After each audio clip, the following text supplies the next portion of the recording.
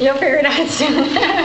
Not too bad. It's all kind of like scattered around, but okay. So, welcome to the MedTech class. It's a 6-hour class. We will be here from 9 till 4 o'clock. We'll do a couple breakups in between, and then we'll break for lunch for about an hour or so. And we'll come back. We'll do some practical. We'll practice on writing how to write a MAR off of the prescription order. After we're done with that, I will go ahead and give you the test. Once I've graded your test, I'll let you know if you passed or not. And then you can expect a certificate for you guys next week. So with that said, we're doing a 6-hour class. The purpose of the MedTech class is to assist you guys with doing proper medication when you're assisting the patients with at the assisted living facilities. The purpose of this class is to provide a guideline for training of unlicensed personnel regarding safe medication practices in assisted living facilities. We want to improve the quality and the well-being of the adults in the ALFs, and we want to make sure that we outline the safety guidelines for prescribing, dispensing, disposing, and storing medications for the patients. We want to reduce medication errors in assisted living facilities and to know the side effects and the adverse drug reactions and how to report those adverse drug reactions in the state of Florida.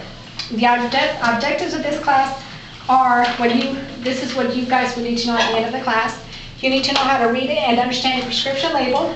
You want to provide assistance with oral medications, measure liquid solutions and suspensions, when you can break a score tablet and when you cannot break a score tablet, and the same thing with crushing medications. Just remember that you always have to have a crush order from the doctor in order to crush medications. We want to be able to provide assistance with topical forms of medications to include the skin, eyes, ears, and nose, also creams, lotions, and ointments and patches. Once you've assisted the patient with these medications, we're going to go back to the MOR and initial off that you've assisted the patients with the medications. We're also going to figure out how to retrieve and store and dispose of medication when they've come to expire or they've been discontinued from the doctor. How will you handle that medication? We want to make sure that we recognize the medication that requires judgment and discretion, and to advise the doctor and the resident as well as your supervisors that you cannot assist this patient with this medication because it's outside your scope of practice. And it may be a medication that the nurse needs to step into and do a judgment call or discretion on. One example of that would be hypertension medications that have parameters. You as a MedTech are not allowed to assist patients with medications that have parameters on there. And you should be able to know that.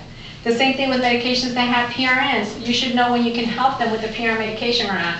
Something as simple as Tylenol as needed for pain, yes, you can assist.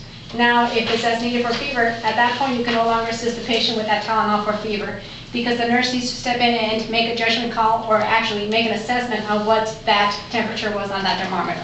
You are not allowed to do that.